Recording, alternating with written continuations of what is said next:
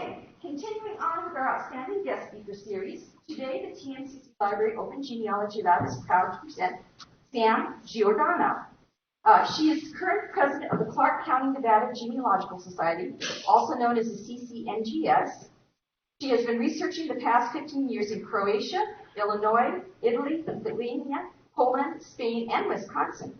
She is also a former member of the Las Vegas PC Users Group and served as chairperson of their Genealogy Special Interest Group, also known as the STIG. The CCNGS affiliated with the Henderson Libraries to house their extensive genealogical collection in the Heritage Room at the Paseo Verde Library. Additional materials continue to be added to enhance the collection with the latest materials and technology. Volunteers from the CCNGS staff this library and assist patrons with their family history. In addition, free genealogy classes are held monthly in the library. Both the library and the place for the CCNGS meetings are held in this facility. Besides talking about the valuable resources there in that library, today she will also be sharing an actual case study showing you how to break down a brick wall in your family tree. So please, let's all put our hands together and welcome Sam. Thank you very much. Can you hear me, Susan? Yeah, I'm just switching over to the camera right now. And I'm going to dim the lights.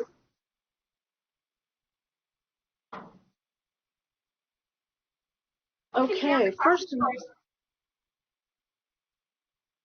can you hear me? Yes, we can.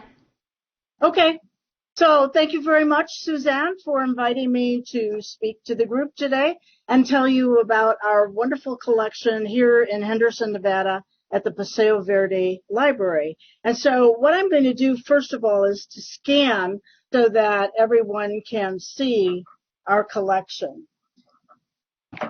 We have about almost 4,000 books in our collection in this room.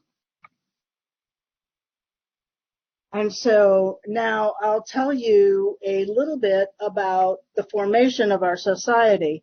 Our society was founded in 1976 by a small group, and they would float from one location to another during their meetings. They didn't really have an established site for holding monthly meetings. What happened was members and the community would donate these books, and we needed a place to house them. So we started to look at the various libraries here in the valley. And our first library that we contacted and accepted us was the Las Vegas Clark County Library in the northwest side of the valley.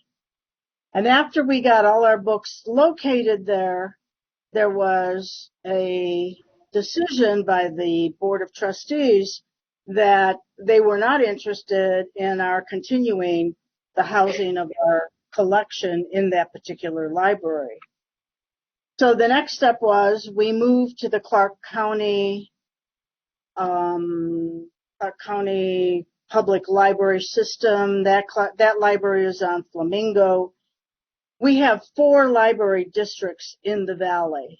One is the Northwest, the Las Vegas, the Boulder City, and the Henderson.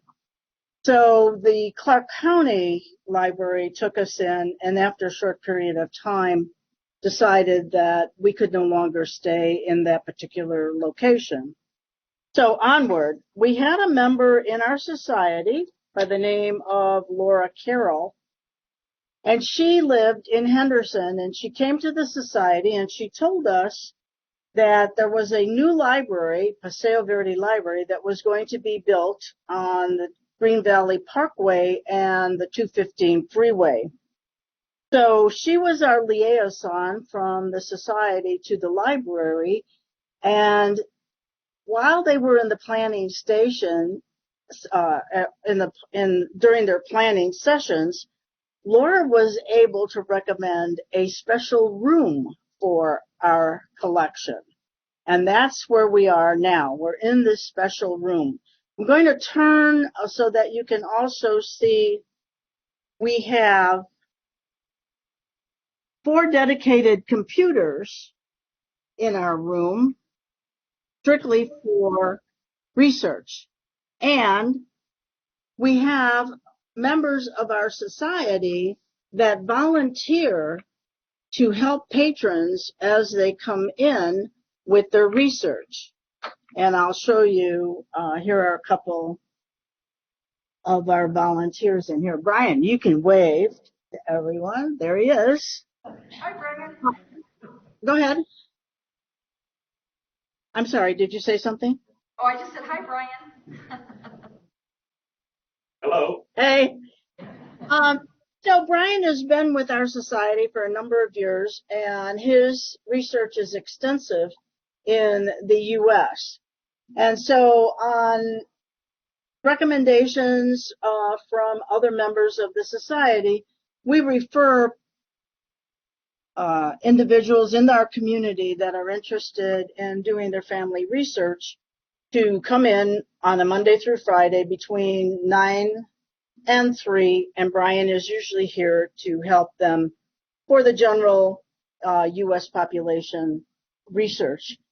We also have other members that will be in the room at designated times and days for special research, like we have Helen Smith, and she does Finland, the British Isles, also the Midwest, Minnesota, and so forth.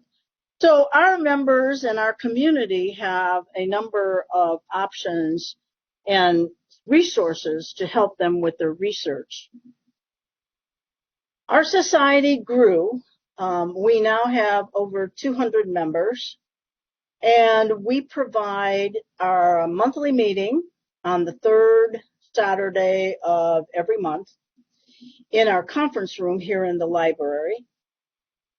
This month, I'm sorry, we're not in February yet. I kind of get ahead of the time here.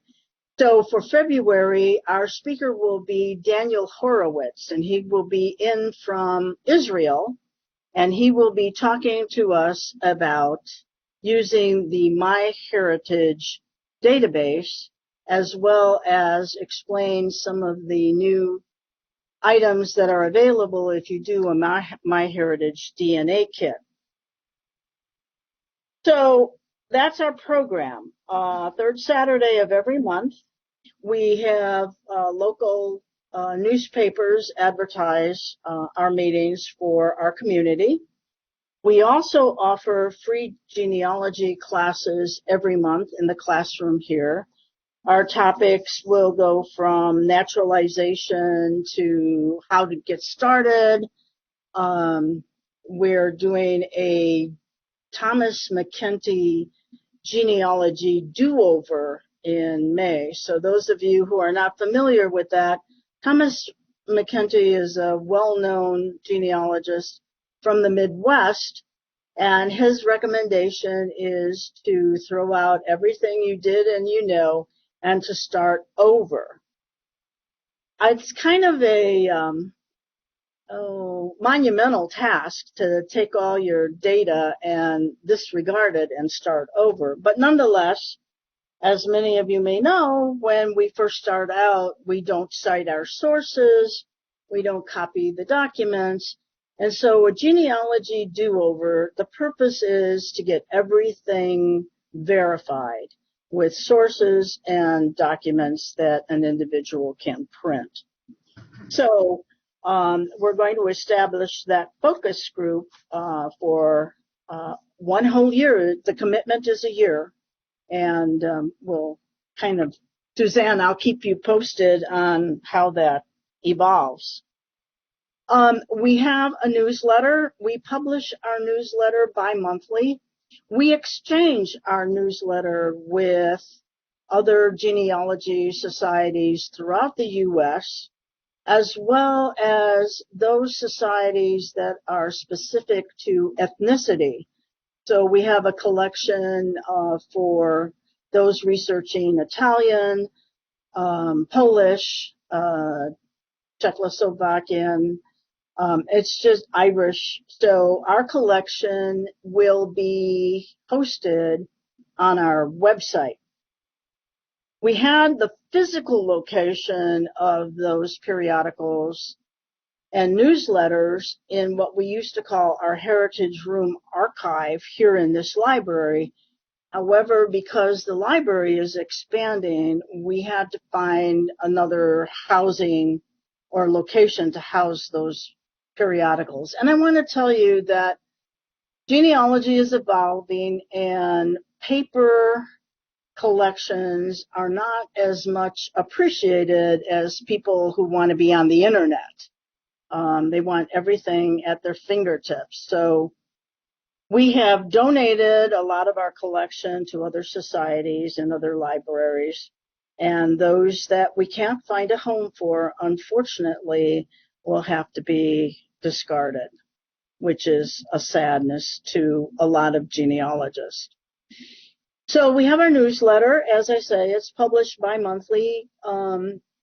Articles in our newsletter are written by our members, are sent to us by other genealogy societies.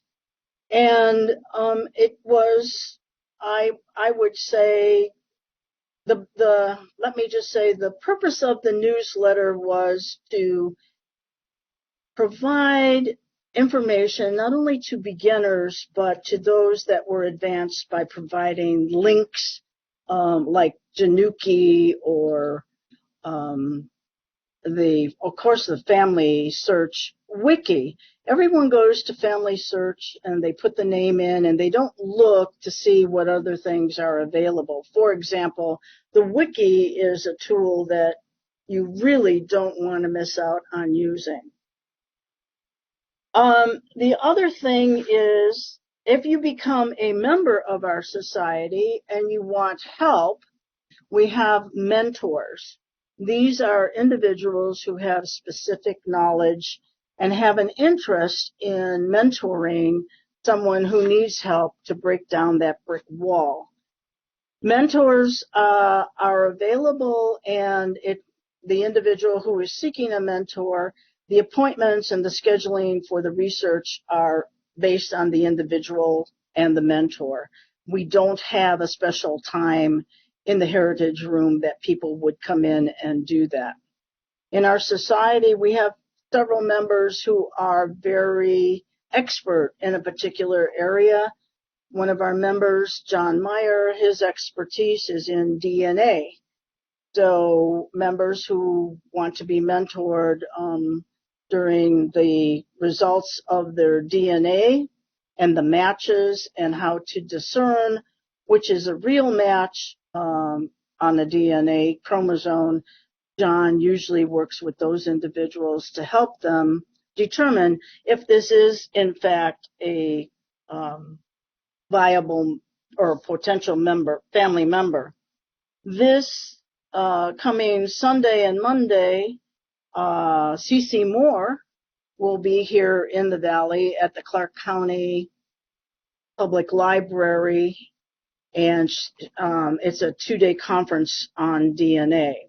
So we're very fortunate that we are able to attract a number of experts in the genealogical community to our valley to speak to our residents here. I'd like to share some thoughts on genealogical research.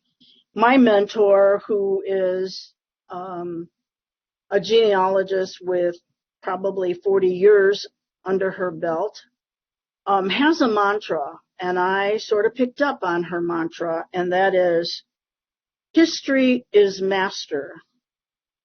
The second is map it, using maps in your research. And the third is do the math. I don't know how many times you have found that a child was born 5 years after the demise of the mother. So you need to do the math. And we find that some of our beginners, when they come in, they have downloaded the family tree put online by someone who hasn't actually documented their sources, and they come to find that two families have been merged into one, and part of their family may be in that tree. And then that leads them astray in their continuing the research when they don't really have the sources from the initial findings. So I think the most important thing we as researchers need to remember is we need to ask the questions and learn where you can find your ancestors' paper trail. For example, when you are doing the history of the time frame of the location and where and when your ancestor was, where you're researching, you may find that what we know today as the location and what was going on in the area may not have been what it was back at the time of your ancestor. Counties change, so you could spend days, weeks, months, years researching for marriage, birth, and death records in a county that was changed, and the records are held in the old part of the county that is now a new county. So knowing the history of your county at the time your ancestor resided there is extremely important. The other thing we need to remember is early on, we didn't have the super freeways that we now have. So sometimes family members went to courthouses or churches that were close to their residence, but not necessarily in their county or their village or their town. They may have crossed over into another state. And then when we're looking for marriage records, we also have to be aware of the fact that some young brides and grooms to be would go to a Gretna Green where they didn't have to meet with the specific regulations and laws of their particular state or county. So when you can't find them in your county or your state, then you may want to look for a Gretna Green. Sam, can I interrupt you for just a second? We have some new people in the class. Could you explain what a Gretna Green is? Gretna Green comes from Scotland, and these are areas that we developed here in the United States, and Nevada happens to be a Gretna Green. It's a courthouse where you can go and be married if you're underage, or in some cases, parents did not approve of the marriage. So a Gretna Green has virtually no requirements, no blood tests, no, let's see, what else were you required? Anyway, my point is that a Gretna Green can be a place for getting married and not having to do and deal with the laws in your particular area. Did that make sense? Yes, perfect. Thank you. Suzanne? Okay. Sometimes, and I have to apologize, because sometimes those of us that have been doing this, we just assume when we throw these terms and the acronyms out, everybody knows what we're talking about, and I apologize. So Suzanne, please stop me if I get into an area that needs further explanation. The other thing that's really important is, I know when we're looking for our ancestor, we hear in the heritage room, somebody comes in and says, can you help me find my ancestors? And we hear, just as they do on television, we call up the census. The first place to start looking is going to be in the census. I have an issue with that to some respect, in that we get very happy when we find the name of that ancestor on the census. But what we fail to realize is what those answers really mean. And I can give you an example from my own family research. Is I found my grandmother and my grandfather, in the 1920 census, and I was all fat, dumb, and happy that I found them. And I put them in my research file and so forth and so on, like we all do. And then I don't know for what reason, I was talking to a family member, and when I shared the information, my cousin said, "I didn't know your grandmother was an alien." And I said, "She wasn't. She was born in Wisconsin." And my cousin said, "Well, you sent me the census record, and it says on here that she's an alien." So that put me back to square one. Why is she listed on the 1920 census as an alien? And the answer, I come to find out, this goes back to my mantra about know the history. In 1907, if a female married an alien, she lost her citizenship. So my grandmother is listed in the 1920 census as an alien born in Wisconsin.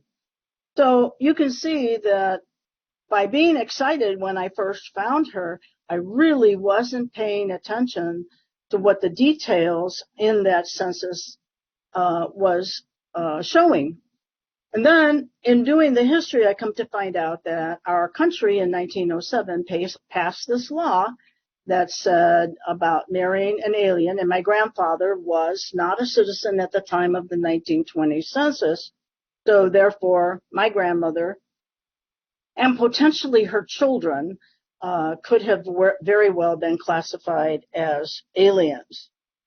So when you find that record, I think my experience has been to comb through the record line by line to make a determination about the information that's being provided to you and why it is, how it appears in that particular record and why. So I sent Suzanne a case study about a young man by the name of Michael Weiss. He came in and he said, "I know that my surname Weiss, W-Y-A-S, is not our real surname. Our name was changed, but I don't know what the original name was." So we went through a class of brainstorming. And when we looked at the 1930 census, we found Michael there with his parents. He was 12 years old and living here in Nevada. And it showed that his mother was born around 1888. She was born in Colorado, and her parents were born in Massachusetts. So we took those items out of the 1930 census, and we decided to search on the mother's given name, just Agnes, female, born 1888 in Colorado, with parents born in Massachusetts. Now, we all know that when we do genealogy, spelling doesn't count. And that's why we use the given name, because 9 times out of 10, the given name will not be misspelled. It may be difficult to interpret the handwriting to determine to be able to distinguish between an A, an O, or an E, but nonetheless, a given name is easier to search on. So we did find in the 1920 census an Agnes, born 1888, excuse me,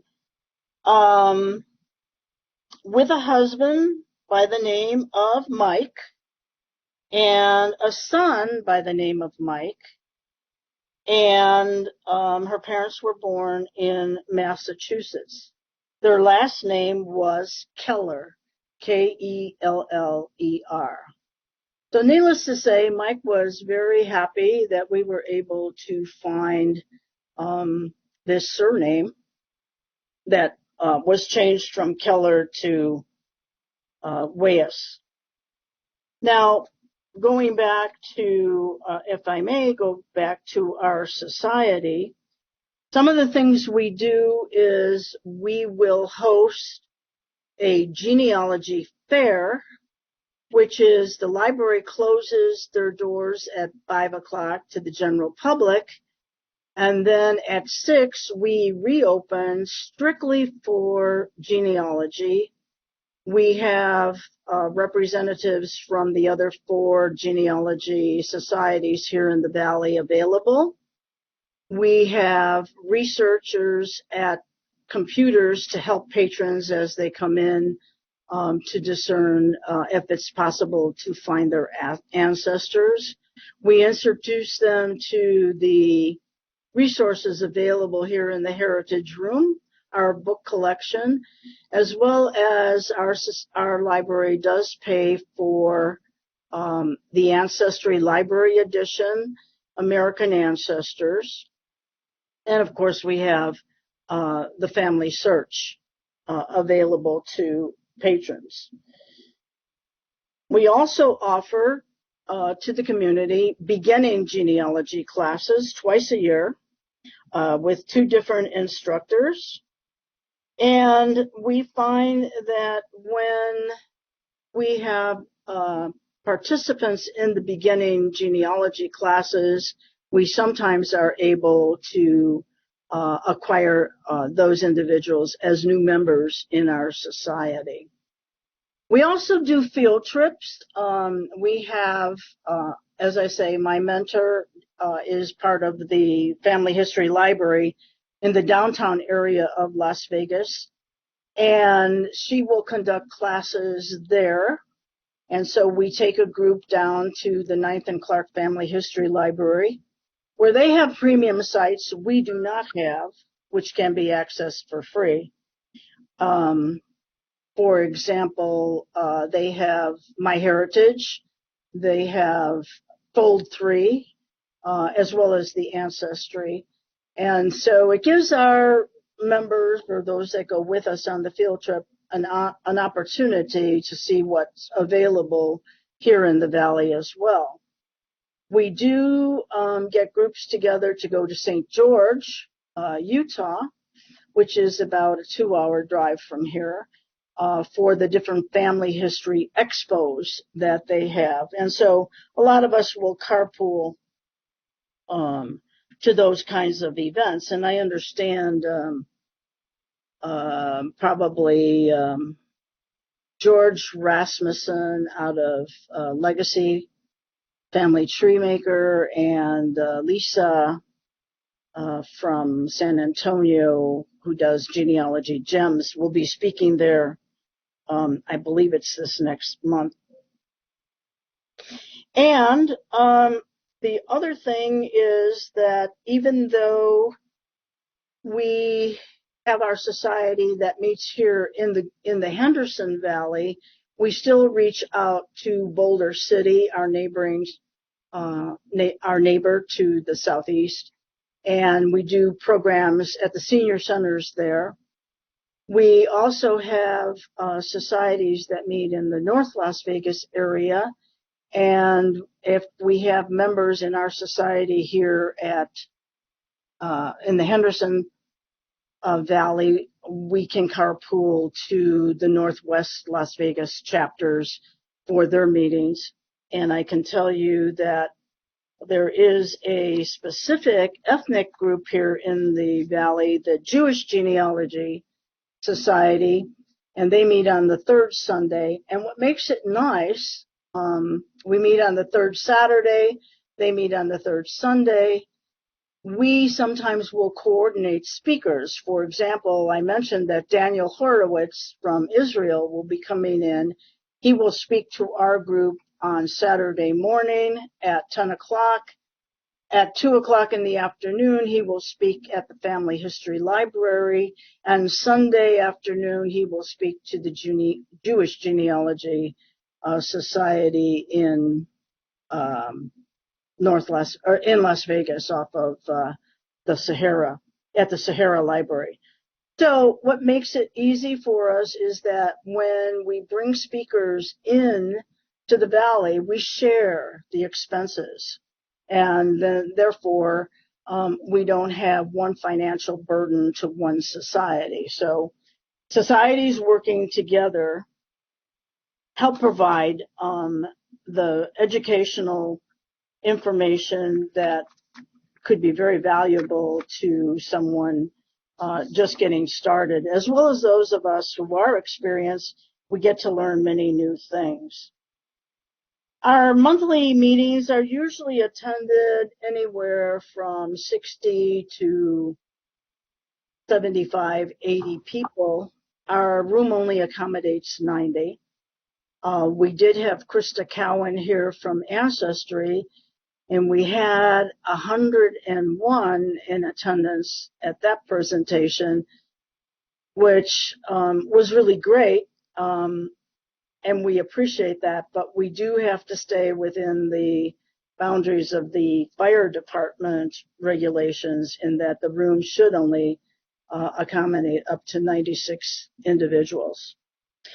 So our society, we are continually evolving, looking for new things to do and to present to our members, as well as provide educational services to the Valley, to the patrons of this library, and to the community in general.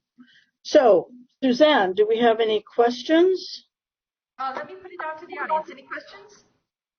Okay, yes, we have a question. Please. Do you record those or video those speakers so that we can access them on your website? Our website is www.ccngs.org. It's Clark County, Nevada Genealogical Society, ccngs.org. That's our website. And our programs and our classes are posted on there, as well as numerous links to help individuals find resources that may help them with their particular research. But the question was, do you record your sessions? In other words, if you become a member, do you record them so you can watch them on the website? No, we do not record our sessions. And that's for a couple of reasons. Number one, sometimes the presenters refuse to allow us to record them.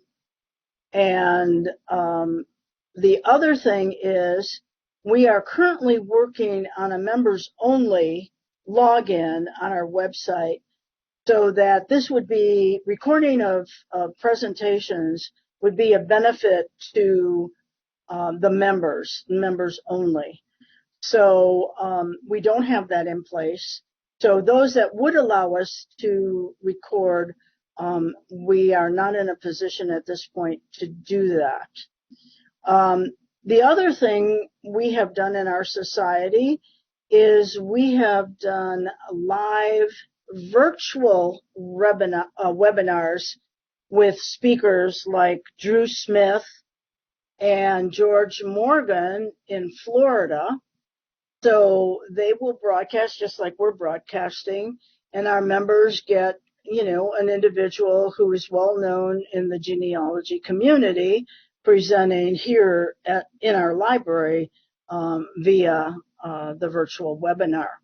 So that too has been very forward thinking in our society, as opposed to having the actual person right here on site. Sam, I have a question. For the ones that are coming in through a live feed webinar, do you have to be present in your library to watch that live feed? Or if you are a distance member, can you tap in and watch the live feed at the same time that the people in the library are? Yes, just like you have your link for me to broadcast to you, They provide us the link. We provide the members. So those that are not able to come on that particular day for that virtual webinar will be able to watch in their homes. So this virtual casting is wonderful, especially if people can't get out and about. Any other? Yes. Yeah, we have another question. There at the library, if you just have a library card, can you use the room that you're using, or do you have to be a member of your society? No, you don't have to have a library card, nor do you have to be a member. Our doors are always open to the public. Now, if there are certain databases that we have, yes, then you have to have a Henderson Public Library card.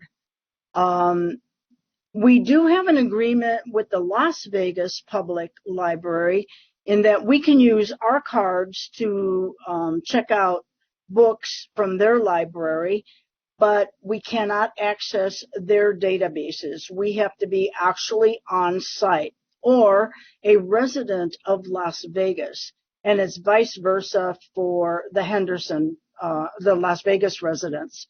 They can come in here, they can check out our books, they can use our library, but they cannot access our databases if they're not a Henderson resident. And by the way, one of the things I really forgot to mention is that these books that we have in our heritage room, you cannot check out. These are considered reference books that have to be used here in the library. And we have a copy machine. So if anyone finds anything, they can go out to the copy machine, make the copies, and bring the book back in. And these books, like I say, are donated by members, by the public. The library will purchase books for us. We as a society will purchase books so that we have, like I say, our collection is nearing 4,000 books at this point. Any other questions? Yes, we have another question. Yeah, I'd just like to ask, what is the cost of joining the society? Oh, we're very expensive to belong to, and I'll tell you that $20 a year will. Yeah, we're $20 a year, and like I say, that gives you, the opportunity to work with a mentor, and some of the other little asides that we offer special to membership. So thank you for asking that. And I want to thank you for the recommendation of the virtual genealogy society, which is, I think, the $20 a year as well. So we try to keep our dues low. One of the revenues, because we're nonprofit, but one of the revenues we were able to hold were seminars. We would hold 2 seminars, one in the spring, one in the fall, and they were all day. They were like from 9 to 4. We had the continental breakfast, a simple lunch, and then speakers from throughout the U.S. We would bring them in and house them. So we bring them in on a Friday night, and then they present on a Saturday, and then they leave on a Sunday morning. So that was one way of generating revenue for our society, and we do accept donations. So we're good. We have a good financial position at this point. While the class is thinking of other questions, I have a few questions, Sam. Excuse me? Just as a librarian, librarian to librarian, I have a question. Can you kind of give me an idea about how many people come into your heritage room every day? I would say probably Our library is open from 9 a.m. to 8 p.m. Monday through Wednesday, and 9 a.m. to 5 p.m. on Thursday, Friday, and Saturday. We are not open on Sundays. We used to be, but we're not at this point. So I would say the traffic is probably about a half a dozen people a day. It depends. Sometimes we can get a lot. If there's a special program on television that people saw that encourage them to either start or continue, we'll see a higher influx. And then you also have to understand that during the summer, when it's like about 120 degrees here, we don't get people out and about as much during the day. So it varies, and our attendance, that pretty much is the same way. It varies. So. Now, if you have an item in your library that somebody needs, does your library do interlibrary loan for those books in your heritage? Yes, we do interlibrary loan.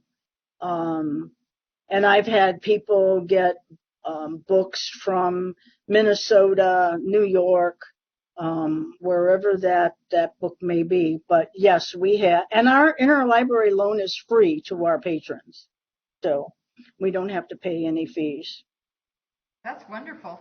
Now, it is. It really is. If there's like, let's say there's a book that doesn't interlibrary loan. If somebody in like, whether it's Northern Nevada or Wisconsin or wherever that person is, can they contact your office and maybe you could digitize like that 1 or 2 pages that they need, or Xerox that 1 or 2 pages they need and send it to them? You're asking if the library that holds the resource, if they would digitize it and send it to us? Is that what you're asking? No, here, let me get closer to the microphone.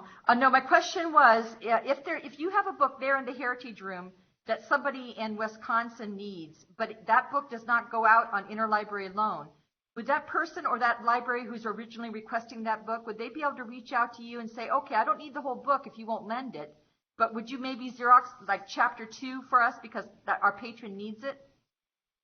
Yes, we will provide. And sometimes what happens when the request comes in to our reference desk, they will bring it back here and they will give it to Brian, whom you've met. And Brian will do the research, or he will do the copying, and it gets taken care of via emails. So yes, we are open to providing service to those that are seeking information about an ancestor in that may appear in any of our collection. Also, we have a large Nevada collection, but it's not housed in this library. It's housed in one of our other libraries called the Gibson Library. We are the Paseo Verde. The Gibson Library is probably about 5 miles from here. And we also have another library called the Green Valley Library, which is, again, about another 5 miles from here. So we have 3 libraries in the system, and whatever request comes into whatever library, 9 times out of 10, it's referred back to us because we're known as the Genealogy Library, and Brian does a lot of fulfilling the requests. But we as a society, in our newsletter, we also have a researcher. So if someone writes or contacts us through the website about some obituary or whatever it is they may want, we do that. In fact, J.T. Stevens, who is our researcher, he is extremely knowledgeable here in the Valley about our cemeteries and graveyards. And he will actually go out and do the photography of a headstone, acquire the information from the cemetery for the person making the request, and send that on. The only time we ask for like a $10 donation if it requires going down to, say, our courthouse to obtain records, which we would have to pay for. So there's a lot of possibility for anyone researching in the Nevada area to get help, as well as you mentioned, if we have a book on our shelf for something in Wisconsin that someone needs, yes, we would pull it out, copy it, and get it to the individual who's requesting it. So I hope that answers. Oh yeah, that answered it. Thank you. Now you mentioned earlier that you were reading some books. We're actually trying to grow our book collection. So maybe after the webinar is over today, I can contact you and maybe get a list of books that you're willing to let go. Yeah, it's not books. It's the periodicals and newsletters. And what is the saying? You're a day late and $1 short. They've been disposed of. So, okay. I don't know if you, one of the places we go when we're looking for things is the Fulton postcards. Tim, I believe his name is Tim, he has a huge collection of anything and everything. And sometimes I will refer to him because, as you know, the Family History Library has discontinued microfilms. But patrons and community who come into our library, I'm going to move my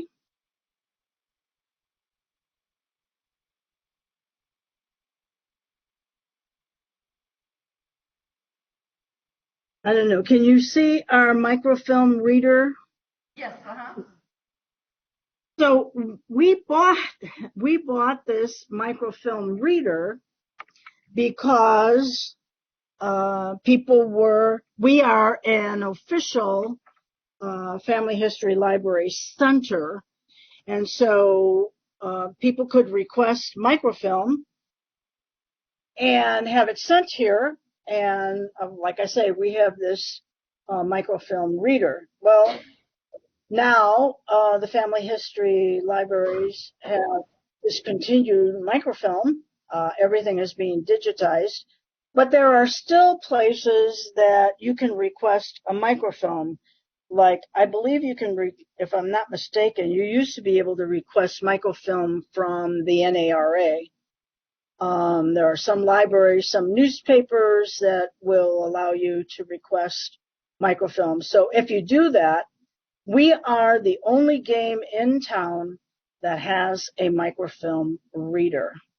Our family history library downtown, they no longer have a microfilm reader, but they have moved into the age of technology, and they have equipment that if you have old slides, 8mm film, VHS, cassette tapes, they have the resources that you can copy all of that to a USB drive. So that's one advantage of being knowledgeable of resources that are available here in the Valley. You know, we are right next door to Carson City, Nevada, which of course is the state capital, and that the state library is located there. And I do quite a bit of research there in their library, mostly for obituaries and that kind of thing for other people, because I'm a volunteer through Random Acts of Genealogical Kindness. And so I'm down there at the state library often, and they hardly have any newspapers that are digitized. Almost every one of the Nevada newspapers going back to the beginning of the state's history are almost all on microfilm. So that might be something that might be valuable to you. You know, if you have a patron who's looking for an old Nevada newspaper that's not yet digitized, is to contact the state library in Carson City. Yes, and I thank you for that. Our microfilm collection of our local newspaper, The Sun, we donated all that microfilm to the museum. And I can't remember what other periodicals we did.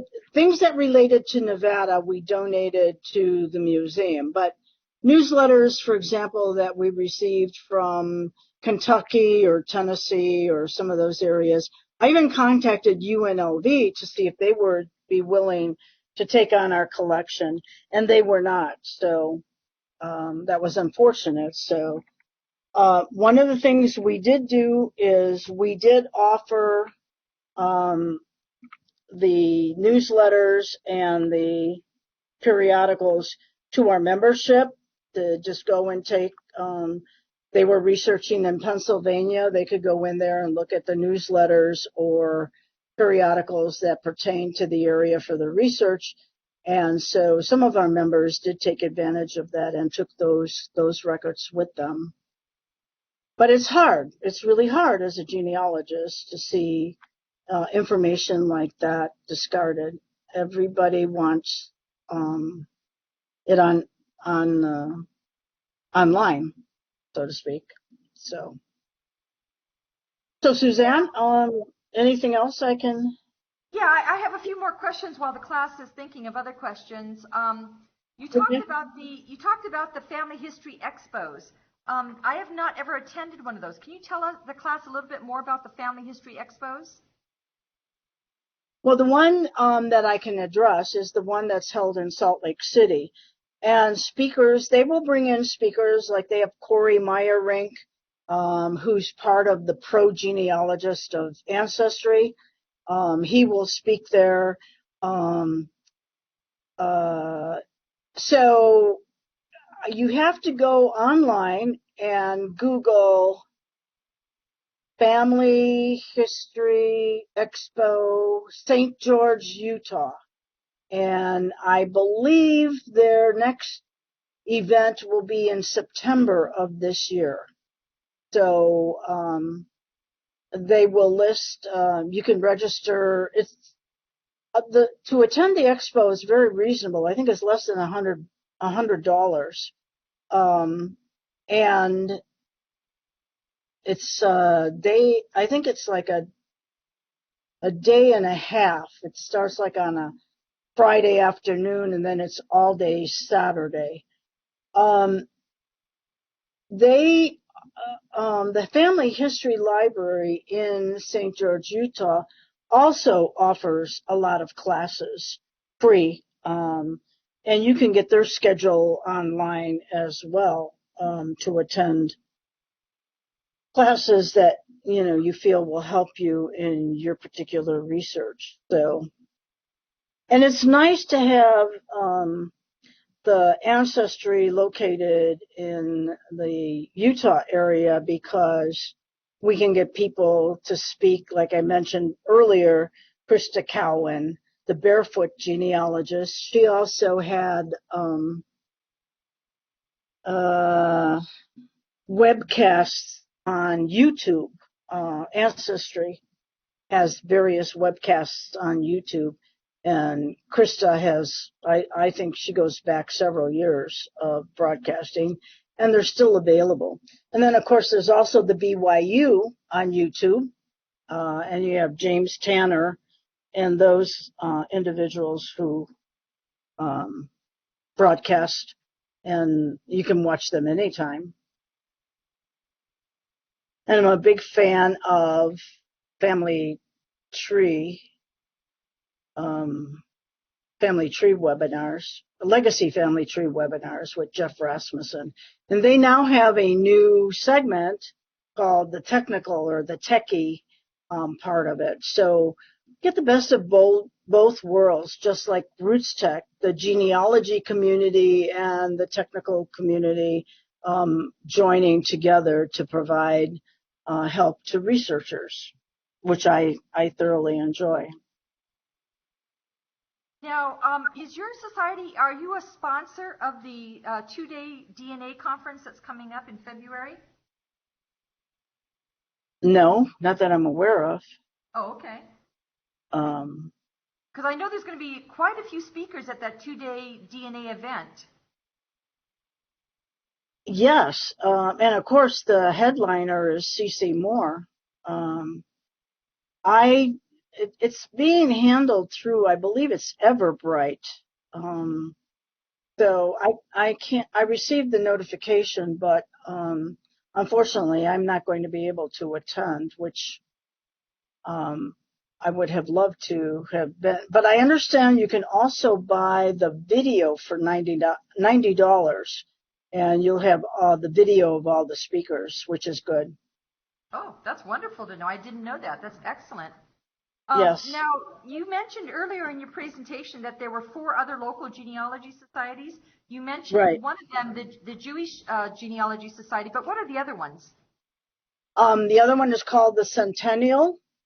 That group is they meet in the valley in the Centennial area. That's how they derived their name, the Centennial Genealogical Society.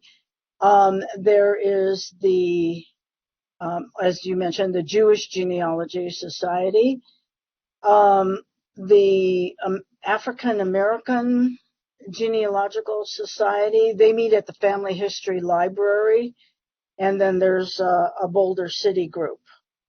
So we work most of our contact for speakers is through the Jewish Gen, because they're not as large as we are. I would say they have probably less than 100 members, but they have the ability to provide funds to bring speakers in, as well as they partner with the Sahara Library as we partner with the Paseo Verde Library. So it's a good combination. Excellent. I'll try to help promote them on the Virtual Genealogical Society Nevada Special Interest Group, the SIG, that I host. So I will go ahead and give them some shout outs to help promote them. Thank you very much. I'm sure we will all appreciate your efforts. No question about that. Okay, now I see by looking at your library, it looks like you're getting close to capacity. Is there like a time in the foreseeable future where you think you're going to need a bigger facility?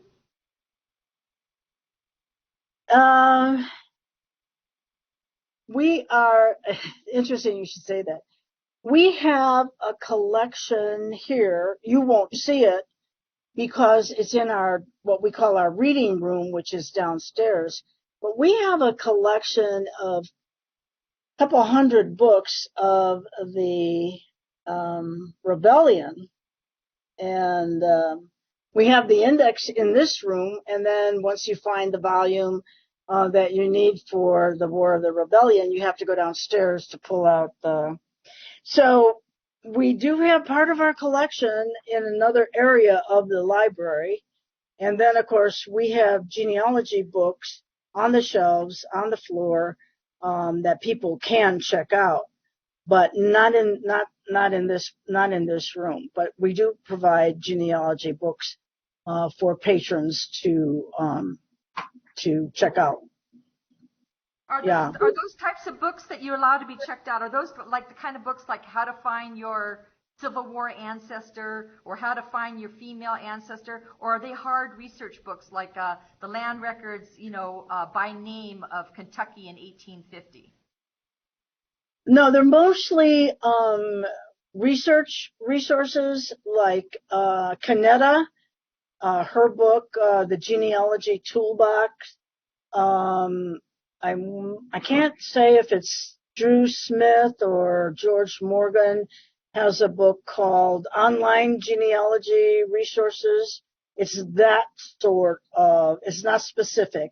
It's all generalized research data pointing you to resources, the repositories, things like that, but not actual history of Windsor or ancestors of ancient New Haven, things like that. No. Yeah, All of those. I think that's what makes our program here kind of unique, because we actually allow almost all of our genealogy books to circulate. I know that most libraries are a little bit more protective over those hard research type books, but we allow probably about 98% of our genealogy collection to actually circulate. Well, we did an inventory of our collection several years ago, and we come to find out that what we had logged in the system, every time a book comes into the library, it's entered into the library system. Now, when we did the inventory, we found several old books, especially those in the state of Virginia, were taken. So, and those books are not replaceable. So I think at that point, the library made the decision that we will consider these books reference books and not available for checkout. And that's, that's what happens. I mean, I tell people when they talk about they're going on a research trip, I say, you better call and find out what are you going to be allowed to take in. Because I know when I went to NARA in Chicago, I was given a pencil and a piece of paper, and that was all I was allowed to take into the room. I had to leave my cell phone in the locker. And then the other thing that was very unique, I thought, you could not pay cash for your documents that you wanted copied at NARA. It had to be on credit card, or I think they even allowed you to write a check, but you could not pay cash. And I only had one document. It was a petition of a grandmother, and I don't know how many pages it was, but the total cost was 80 cents. And I said to the gal, I'm not putting 80 cents on my credit card. So she said, oh, that's okay. She said, you can take it. So I put $1 into the little tip jar or donation jar that they had there. But be sure you call to find out what the rules and regulations are when you're going to a repository. I also went to the Newberry Library, and that was another one where you were very limited as to what you could take into the library. And that's because these things happen where people tear pages out or take the books or documents. And it's sad, but that happens. That's great tips. I really appreciate it. Now, I have another question. Looking at the wonderful book collection you have behind you, if you had to pick like one or two of the very best resources you have there in book form, what would it be? To me, the best is the Source and the Red Book, because I need to know that information. Oh, and there's the Black's Law Dictionary. But the Source and the Red Book, or the handy book for genealogists, it gives me the framework for the research. And I only can go back to the idea of when counties change, you need to know who the parent county was in order to find out where is the document, who holds the document that you're looking for. It may not be the county that you think it is. It may be an old county that holds that. So those are my three: the Black's Law Dictionary, the Red Book, and the Source Book. Excellent choices. Some of my favorites as well. Okay. Brian, Do we have more questions from the audience? Any questions from the audience? I'm sorry, Brian was talking to me. His books are the same as ours, Suzanne. His favorite. Excellent. Okay. All right. So last chance. Anybody have these last minute questions? Okay. Let's give her a big hand, shall we?